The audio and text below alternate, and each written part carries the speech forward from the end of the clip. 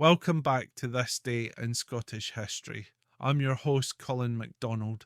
Today, we journey to the rugged slopes of the Isle of Skye to a windswept corner called the Braes, where on or around April 17th, 1882, a band of determined crofters, tenant farmers, rose up in defiance of unjust evictions. The confrontation that followed, now known as the Battle of the Braes, would not only shake the quiet hills of Skye, but ripple across Scotland and beyond, sparking a movement that forever changed the face of land rights in the Highlands.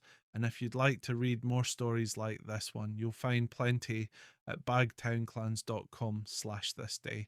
The link's in the description. Now, to understand the fury that ignited that April day, we need to step back into the troubled world of Highland crofting life in the 19th century. Decades after the Highland clearances, the scars were still fresh. Whole communities had been uprooted to make way for more profitable sheep farming and game estates. Families were pushed to the rocky margins of the land where the soil was poor and life was hard. The Braes, nestled near Camastianavaig on Skye's eastern coast, was one such community. For generations, the crofters there had relied on the grazing lands of nearby Benley to sustain their cattle. But by the 1880s, the landlord, Lord MacDonald, an absentee aristocrat with vast holdings, had barred them from these pastures, fencing off the land for private use. Rents continued to rise while the land grew ever more difficult to work. Eventually, the crofters had had enough. In early 1882, they stopped paying rent in protest and demanded access to their traditional grazing lands. Their defiance wasn't taken lightly. When Lord MacDonald sent a sheriff's officer to serve eviction notices, the villagers confronted him in numbers, men, women, and children, and forced him to burn the documents on the spot. It was an act of resistance not seen in Skye for generations. Angered by the defiance, the authorities responded with force. Around 50 police officers, many from Glasgow, were dispatched to the Braes to arrest those responsible. They arrived to find the narrow hill roads blocked and a crowd of nearly 200 crofters standing firm. Armed with nothing more than sticks and stones, they refused to back down.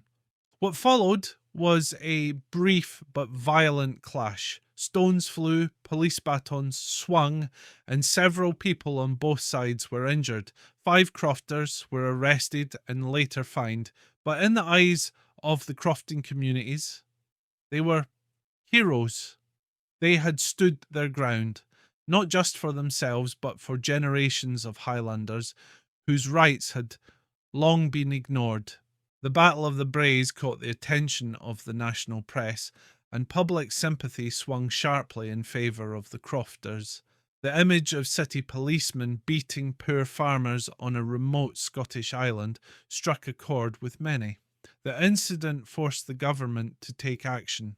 Just a year later, in 1883, the Napier Commission was established to investigate the conditions of crofters and cottars across the Highlands and Islands.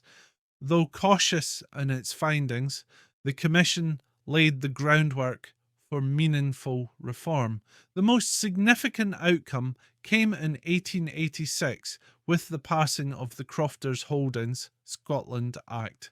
At long last, crofters were granted security of tenure, fair rent reviews, and the right to pass their land on to their heirs, transformative rights that had been denied for centuries. And so, the little township of Braes became the unlikely spark that lit the fire of reform. The events there inspired other acts of resistance like those in Glendale later that same year. Together, these grassroots movements pushed the Highland Land League into prominence, and their legacy echoes still in the landscapes and laws of modern Scotland. Today, A simple cairn stands near Camustianavig to mark the site of the battle, a quiet monument to the bravery of ordinary folk who refused to be silenced. The Battle of the Braes is a reminder that even in the face of power and privilege, the collective voice of a determined people can rewrite history. Thank you for joining me today on This Day in Scottish History. I hope you've enjoyed this tale of resistance and reform born from the heathered slopes of Skye. Don't forget to visit my blog for more tales from Scotland's past at bagtownclans.com/thisday. Until next time, I'm Colin MacDonald. Haste you back.